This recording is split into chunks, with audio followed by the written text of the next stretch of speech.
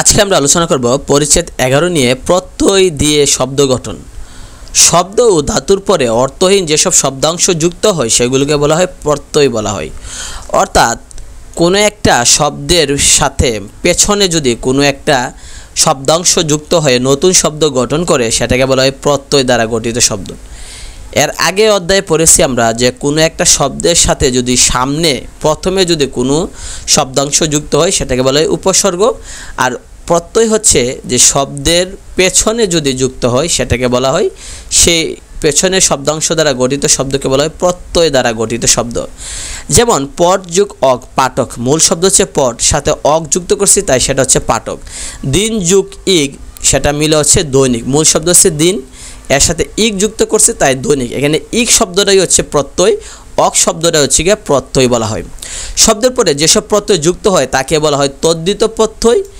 তদ্ধিত প্রত্যয় দিয়ে সাধিত শব্দকে বলে তদ্ধিতান্ত শব্দ, সেটা বিভিন্ন পরীক্ষায় আসতে পারে, দেয়া আছে, উদাহরণ হিসেবে দেয়া আছে অক ইক এগুলো। আচ্ছা, অন্যদিকে ধাতুর পরে যেসব প্রত্যয় যুক্ত হয় সেগুলোকে বলা হয় কৃত প্রত্যয় বলা হয়।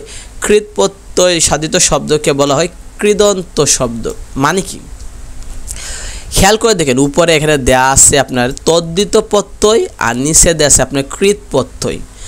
যদি দেখেন যে কোনো একটা শব্দের সাথে আমরা পেছনে কোনো শব্দাংশ যুক্ত করে নতুন শব্দ তৈরি করছি তাহলে সেটা হচ্ছে তদ্ধিত।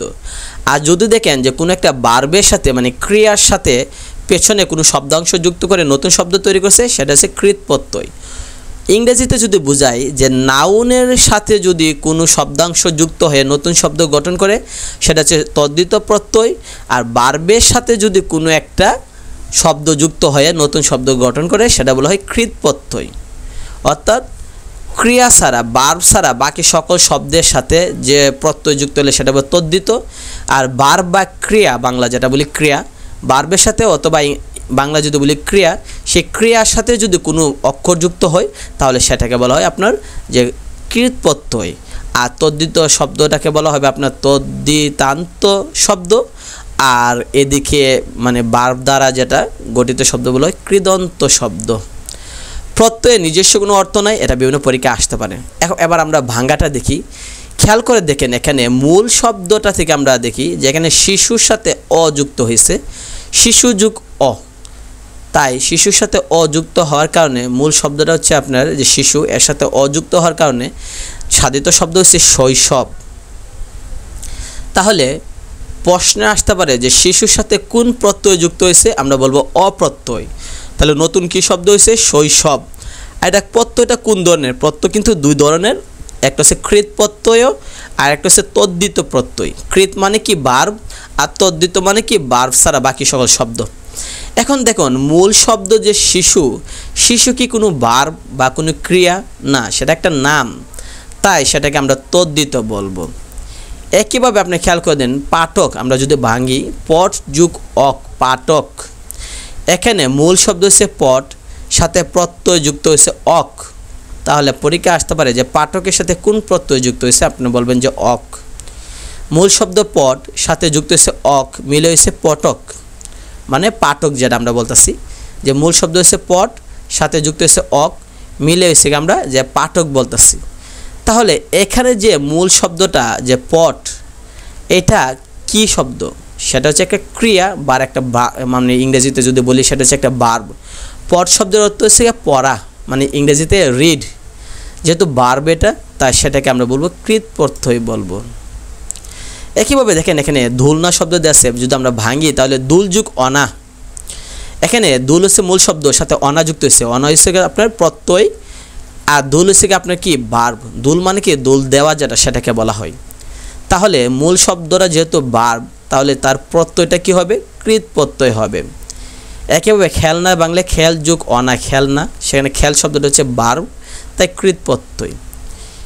একইভাবে আপনার যদি দেখেন নিচে যে বাগা দেয়া আছে, বাগাটাকে যদি আপনি ভাঙেন তাহলে বাঘ যুগ বাগা, এখানে মূল শব্দটা হচ্ছে বাঘ, এর সাথে প্রত্যয় যুক্ত হয়েছে।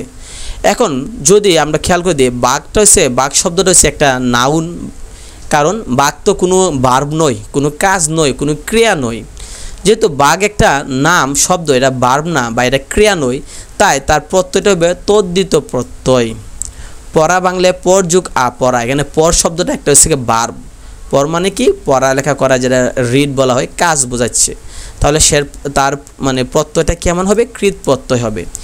একইভাবে দেখেন এখানে দেওয়া আছে ডাকাই, ডাকাটারে আপনি ভাঙেন, ডাকাইটারে ডাকা প্লাস আই, ডাকাই। এখানে ডাকার সাথে আই প্রত্যয় যুক্ত হয়েছে। প্রশ্ন আসতে পারে যে ডাকাই শব্দে কোন প্রত্যয় মানে কোনটা প্রত্যয় যুক্ত হয়েছে? আমরা বলবো যে আই যুক্ত হয়েছে। তাহলে মূল শব্দ ডাকা, সাথে আই যুক্ত হয়েছে ডাকাই। এখন যে মূল শব্দ যে ডাকা, বলেন এটা কি কোনো কাজ? না। এটা কি কোনো ক্রিয়া? না। এটা কি কোনো ভার্ব? না। ডাকা তো একটা নাম। তাহলে নামের সাথে যদি প্রত্যয় যুক্ত হয় সেটাকে বলা হয় তদ্ধিত প্রত্যয়। একইভাবে সবগুলো এখানে দেয়া আছে। আপনারা যদি এগুলো উদাহরণগুলো আপনি পড়েন তাহলে আপনি সহজেই ব্যাখ্যা করতে পারবেন সবগুলো। নিচে কিছু দেয়া আছে, প্রত্যয় যোগ করলে শব্দের অর্থ অনেক সময় বদলে যায়, সেটা খুবই গুরুত্বপূর্ণ। যেমন মূল শব্দ হচ্ছে চুর, এর সাথে প্রত্যয় আ যুক্ত করে চূড়া হয়েছে। চুরটা স্বাভাবিক, কিন্তু চূড়া বললে আমরা অবজ্ঞা অর্থে বুঝাই, মানে ঠাট্টা মশকরা হিসাবে আমরা বুঝাইতেছি। একইভাবে ডিঙ্গি শব্দটা হচ্ছে নৌকা, মানে ডিঙ্গি।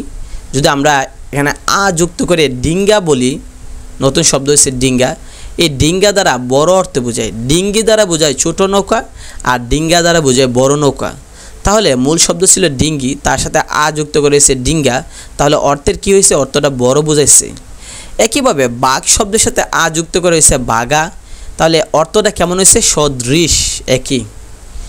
এভাবে দেয়া আছে। যেমন আদর অর্থে দিয়েছে কানুর সাথে আই যুক্ত করে হয়েছে কানাই, তাহলে কোন অর্থে? আদর অর্থে। একইভাবে ডাকার সাথে আই যুক্ত করেছে ডাকাই। এখানে ডাকা থেকে আসছে ডাকাই শব্দটা, তাহলে এই ডাকাই দ্বারা কোন অর্থে ব্যবহার করেছে? মানে অর্থটা কী হিসেবে? জাত অর্থে ব্যবহার করা হয়েছে।